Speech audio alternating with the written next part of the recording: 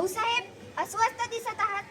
अभेद्य तटबंदीनं पुण्याकडे तोंड करून असलेला कोंढाणा जर आपल्याकडे असेल तर ताकद, पण जर शत्रूकडे असेल तर सर्वात मोठा संकट. आम्ही जाणून आहोत आऊसाहेब. कोंढाणा गेल्यापासून स्वराज्याचा एक हात निखळला आहे.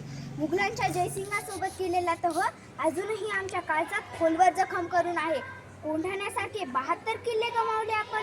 दिल्लीत तुम्हाला कैदेत ठेवण्याचा त्या औरंगाचा मनसुबा विसरू नका शोभा.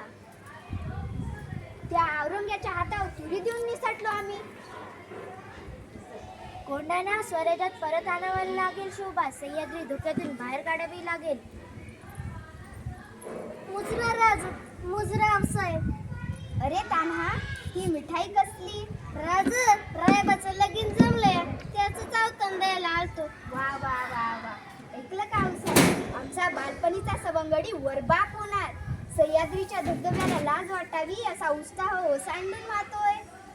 मग वर बाप कुठवर आली तयारी? जी तुम्हाला आवतन दिलं की अर्धी तयारी झालीच समजा. राज, चिंतेत आहात? काय झाले? छे राज, चिंतेत आहात? काही अडचण आहे? छे कुठली अडचण? राज, तुम्हाला आज नाही ओळखत तानाजी. काय झालं? तानाजी, तुमच्या घरी कार्य आहे, ते झालं की बोलू आपण. राज, जवळ तुम्ही सांगत नाही ना तोवर इथेच बसून राहतोय. तान्हा, आऊसाहेब, आम्हाला परत समजलं होय.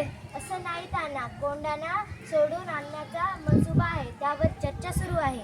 कोंढाणा गनिम्यांच्या गोठ्यात गेला म्हणजे स्वराज्याला कधीही दगाफटका होऊ शकतो. असा कसा दगाफटका होईल? आम्ही आहोत ना इथे तटबंदी सारखे. उद्याच कोंढाण्याची मोहीम काढतो. तुमच्या घरी कार्य आहे, आम्ही तुम्हाला जाऊ देणार नाही. राज, हे तर आपल्याच घरचं कार्य आहे ना. आधी लगीन कोंढाण्याचं, मग माझ्या रायबाचं.